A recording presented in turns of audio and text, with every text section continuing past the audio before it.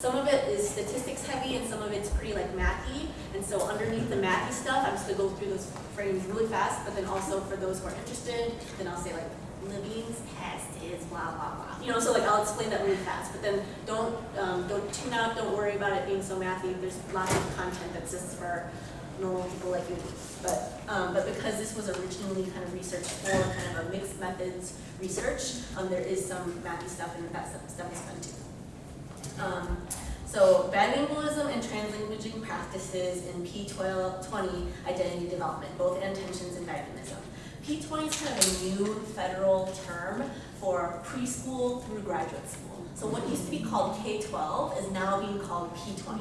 Preschool affects kindergarten, which affects first grade, which affects middle school, which affects high school, which affects college. So as you're doing the P20 continuum, and as you care about refugees and their families, you're actually caring about the fact that when they're shoved into some public schools that suck, and some public schools that are awesome, there's this disparity in society where automatically they're given advantages, privilege, or lack of advantage, disprivilege, right? So that's kind of some of what I cared about as a practitioner. And even though I'm not technically a theologian, not technically an academic, I really care about the practices and the ways that the theories do affect the everyday and injustices in especially public schools and especially for refugees. So research question, I'll go over that. I'll go over the literature review, what some academics are saying about some of these things, the variables like language development, identity development, and gender, the methods analyses that I used for like just 60 surveys with refugee youth, results that I had, discussion, and Q&A. The question is, how are English learners, in particular refugee, translanguaging, bilingual youth, able to represent our dual identities as heavenly citizens and earthly dwellers? One of my heroes is Matt Soerens, who is my friend's husband actually, who does a lot of stuff about welcoming the stranger, about like opening our doors to hospitality, how throughout the Bible, even though the Bible is misused so many times, throughout the Bible we are charged to care for the prisoner, to care for the weak, to care for the marginalized. So how is that biblically and not only specifically in the Bible, but also for us as churchgoers, as people who love Jesus? How are our dual identities also the stranger and also someone who is underprivileged and toggling between two places? So in the original article, it says, as individuals toggle between cultures, so do we as heavenly citizens and earthly dwellers live in the tension and dynamism of the both and in the kingdom and earthly habitat and consequent habitations, behaviors, actions. In other words, I am a heavenly citizen. That means that my code and my language and norms in heaven are certain rules, certain things that are ideal, certain things that honor Jesus. But I'm also on this earth. And then whether it's street cred or whether it's professional credibility or whether my resume looks good or whatever, there are different rules on this earth. And I'm toggling between those things. And sometimes it's easy and sometimes it's super hard. Similarly, refugees are toggling between two cultures and two languages and two norms of cultures that we are able to identify with. Not just because the Bible tells us to do that, but because that's actually our identity and our dual citizenry. Garcia and Wei, in refugee translanguaging, they are the gurus. They have like over 1 million surveys. I did 60. They did over 1 million.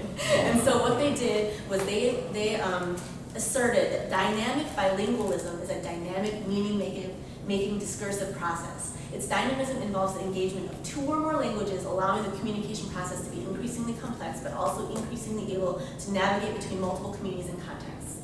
In other words, we communicate in prayer and conversation in our dual communities of heaven and earth.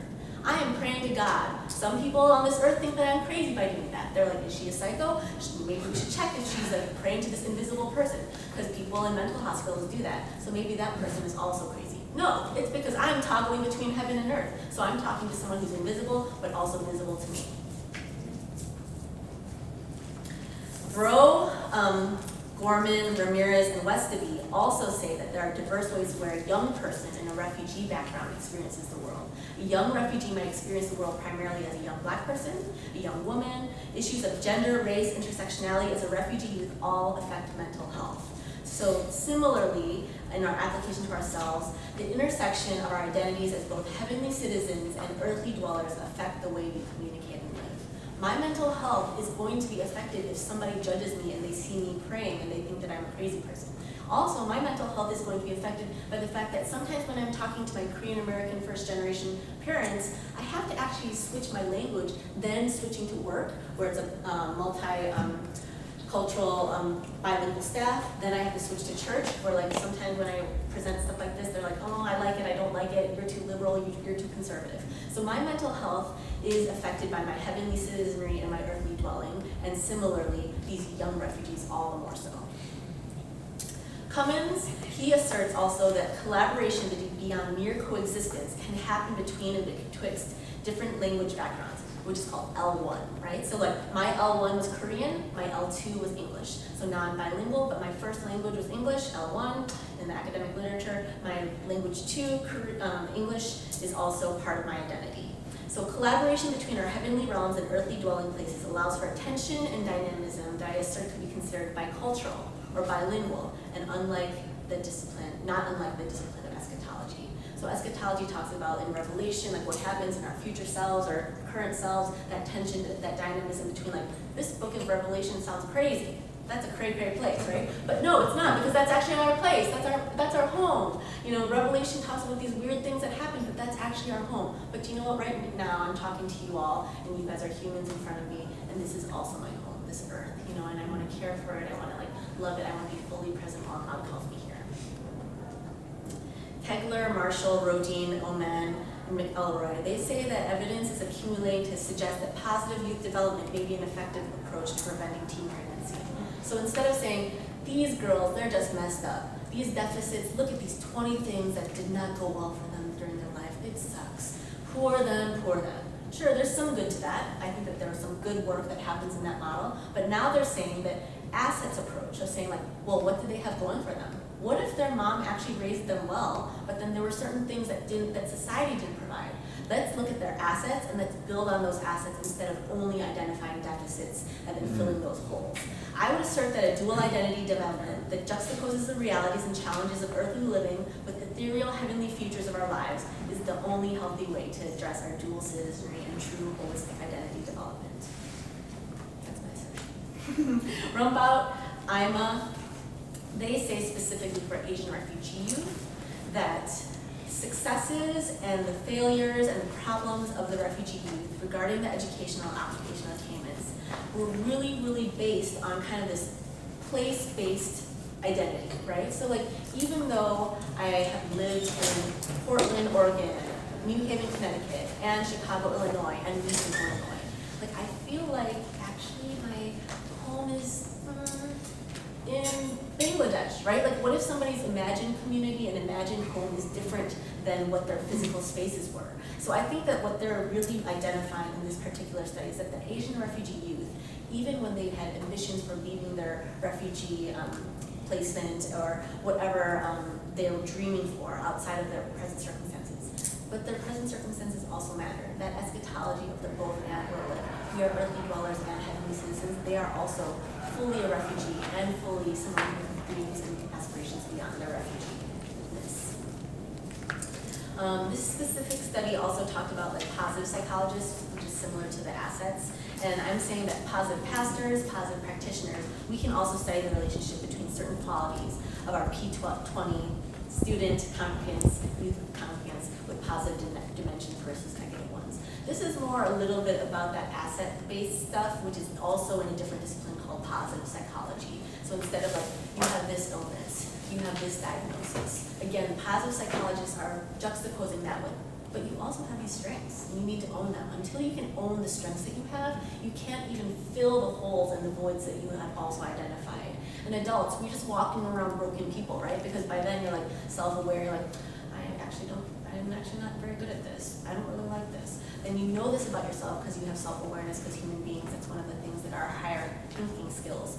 A fish doesn't worry about whether they're good at that, but then adults, by the time we've cultivated all these things in self-awareness, we are very aware of what we're bad at. So positive psychology also identifies the fact that while you're doing that, you're also saying, I know more about myself, I know more about my sin patterns, I know more about my weaknesses, but I also know more about my strengths, and I need to build on that in refugees as well. The study that I did had 31 males, 33 females, me and 2 interns with World Relief research assistants, interns, whatever. We did all these home visits, mainly Section 8 housing, mainly refugee youth who were in public schools. There were 2 who were homeschooled that ended up having to be thrown out of the data because I wanted to study refugees in public schools. But specifically, we tried to balance it out with males and females. We tried to balance it out between Burmese, Bhutanese, and other, and there were other things like that. So I'm going to talk a little bit about the descriptive statistics, the box plots, and the 2 independent samples t-tests. So there really isn't a difference in terms of what refugees considered themselves as having assets between males and females. Those 2 box plots look similar because I assume that, just like Americans in general, that females would score higher in school-based self-esteem because girls kind of do well and boys are too active and rowdy for public school. As an assistant principal, I have a boy and I have a girl, and I'm worried for my boy because he's just as smart as my girl, but he doesn't raise his hand quietly. He doesn't I have to teach him those things, you know? So I assume that my bias in my research question was oh, there's going to be a bias towards the refugee girls doing awesome and the boys getting scorned. But they at least have self-reported assets that are similar because those box plots look similar. A hypothesis test is similar where it's the same, is there really a difference between gender? I hypothesize yes, is there really, the failure to reject null hypothesis thing at the bottom essentially means that failure to reject null hypothesis means that there's not enough evidence to the contrary. So there really isn't that much evidence that there's gender disparity yet in my study of 63 people compared to the millions that other people can really get a hold of, like Thomas and Collier.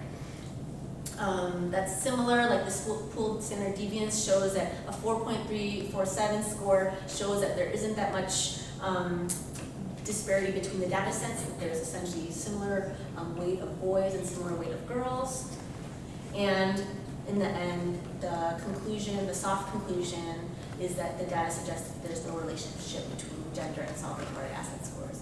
What was really my favorite thing that was not my research question that came out of visiting 64 homes and things like that is that they actually felt okay about America. They felt okay about themselves. I feel like what I was assuming was the self-reported asset scores. 1, do you like yourself? 2, out of the 40 things that Search Institute identified as assets for youth, I assumed that refugees would have 5, 10. But the refugees, at least that I interviewed and that we surveyed, they really had high scores. They had 20 to 40. Sorry, in the box plot you saw there was a range, but they had 20 to 40. It wasn't the bottom quartile that I feared. It was they were a solid self-reporting asset, and that just made me so happy. I'm oh, thank goodness no one is treating me like crap, and you don't feel like crap. You're walking around feeling decent. So further research data is to be collected in oncoming years. Other variables can be investigated to determine if there are other factors that have a relationship with how a child self-reports assets, and specifically refugee youth in P20 contexts. But we did K-12. And then I would assert, as light and salt in this world, we, like refugees who translanguage and exist and speak between 2 cultures and languages, also toggle between our identities as heavenly citizens and earthly dwellers. We also use the world's languages, verbal communication, data, policy, leadership, etc., to be shrewd as snakes, but gentle as doves, in Matthew 10:16. We use, as people who love the poor and who love people in our church who are struggling, or whatever it might be, we use both hard data and kind of ministry best practices and things around us that are worldly to juxtapose with relational connected love for the people that God places in our paths and spheres of influence, which is another talk for another time. So, for example, what I'm talking about in this shrewd as snakes, gentle as doves thing, with the ministry relational component, with being on top of your game and talking the world's talk, I'm in charge, partly in charge of the Title I funding, the poverty funding for my school. This is the spreadsheet that I have to turn into the state of Illinois, ISBE, Illinois State Board of Education, and this is what I'm talking about. You have to be sure to stay. Do I want to do this? Does this make my pastor's heart flourish? No, this kills it. This makes me feel sad. oh, I have to do this stupid spreadsheet for Illinois State Board of Education. Why is it so tedious? Partly because somebody lied about it 10 years ago, so now I have to do this thing instead of just saying like, hey, I promise we're using the money for the students. No, I'm not just buying myself fancy shoes, but now I'm going to turn in this spreadsheet. This also is like, you know, line by line budget thing. This is all to ISBE, like Illinois State Board of Education. It's not my fault that other people cheated and stole refugees' money. Like, I promise I'm not doing that, but I still have to do this. So we have to be shrewd as snakes, gentle as doves. And as individuals toggle between cultures, so do we as heavenly citizens and earthly dwellers live in the tension and dynamism of both a kingdom and earthly habitat and consequent habitations, habituations, and behaviors and actions. So it's this with this Lego robotics for my refugee girls, you know, like art club for my refugee girls, prayer circles. Those things make my heart flourish. What does not make my heart flourish, or most people, you know, is this stuff. But we do have to learn that stuff. We have to learn that stuff, and we have to be leaders for Jesus, and like we have to have access, you know. Austin says we have to expand our borders and territories, and I'm like, yes, I will move from a classroom to a school to a district to a state. You know, like I will love those spheres of influence. I will expand my territory like the prayer of Jabez. And so I will do those things, Pastor Austin and Jesus. Pending current research is that I'm actually studying 40 principles and 10 longitudinal principles, like over 4 years. And I'm giving them interviews and mixed methodologies, quantitative and qualitative analyses about their community building, whether they are pastoring their schools as secular pastors, right? Like if these principles are overseeing their territories for refugee youth and doing specifically English language learner community building. If they're doing that with their Title I poverty funds and with their Title III English learner funds, that's federal funds that they don't have to use for anything else but like poor kids and English learner kids. So I sure hope that they're doing a good job of using that and not just, you know, buying some random, I don't know, stuff that principals have to buy. So, so that's the kind of stuff that like I really care about. Like how are refugee youth being serviced in schools? How is that actually representative of our heavenly citizenship and earthly dwelling? How are we charged to toggle between cultures in the same way that we think refugees struggle the most with that? Sure, they do. But how do we also have to struggle with those tensions and dynamisms? If you have more questions, Sunny Sue Chang Jonas, my Gmail is right there, sunnysuejonas@gmail.com. And I've done that research, so I'm going to do some more of that and expand it, but I'm happy to talk more about that and pray with you and talk a little bit more. I love that usually after a conference presentation, there's always at least like one little person who like wants to track with me for like a couple of years and like we pray on the phone or whatever. And so there's always one, like it starts off like 5 email inquiries and then like 3 and then like this person after 2 years I'm like, well, we're still talking from that conference. But I actually do like that. I like it. I love just kind of engaging like that. So feel free to do that. And I'm going to pass it on to Mako. Do you want to take some Q&A first? Do you guys have any questions? Maybe about all that math stuff? Where do you work? Right now I work for Chicago Public Schools, but some of the research for the refugees was with World War II. And then the principles that I interviewed are in all of Illinois, but I had to split it up. 1/3 of them are rural, 1/3 of them are suburban, and 1/3 of them are urban principles.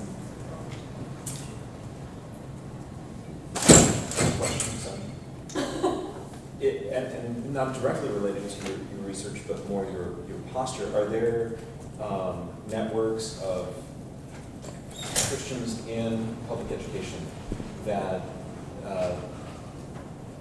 that you're thinking about things like this together, or you're thinking about policies that will serve children together? Yeah. I'm interested in that. We'll talk later. Yeah, so Henry Nouwen says when you're obeying Jesus, you lose kind of spirit influence sometimes, right? Because he went from being a Harvard divinity professor to like a one-on-one aide with somebody who couldn't talk, you know, in a wheelchair, right? So I do feel like what's been awesome is that I've been intentional about working at conferences and also connecting with other people, even though K-12 administration is a 60-hour-a-week job. So last spring I applied to like 10 part-time jobs, and because it's just very hard to do that kind of work with part-time. But so I think that what I try to do with my time off is try to connect with other people. So the way that I connect with Christians at my school is that we pray every Friday before school. There's a cadre of us that we meet in room 12A. I also stay connected to the local church. I come to conferences like this. I'm going to email you, say like, hey, let's pray sometime. But I think that some of it has to be organic, but also like as an Asian, like I care a lot about like organizational and sociological structures. So if there's already a group, like I don't really buy all the leadership stuff. Like as an Asian female, I love followership, right? Like I love following the leader. I love the fact that I don't have to start everything from scratch. So that prayer meeting was already started. I do think that since I've joined and really tried to rally people, that prayer group has grown, but I didn't have to start that. So why recreate the wheel? So some of the stuff that I do is very organic and small and stuff that I started, but some of the stuff is very much like institutions like public ed that was started by like Horace Mann and like the industrialized revolution. So that's kind of how I would answer that. You should talk more. Anyone else? Thanks so much. Thank you.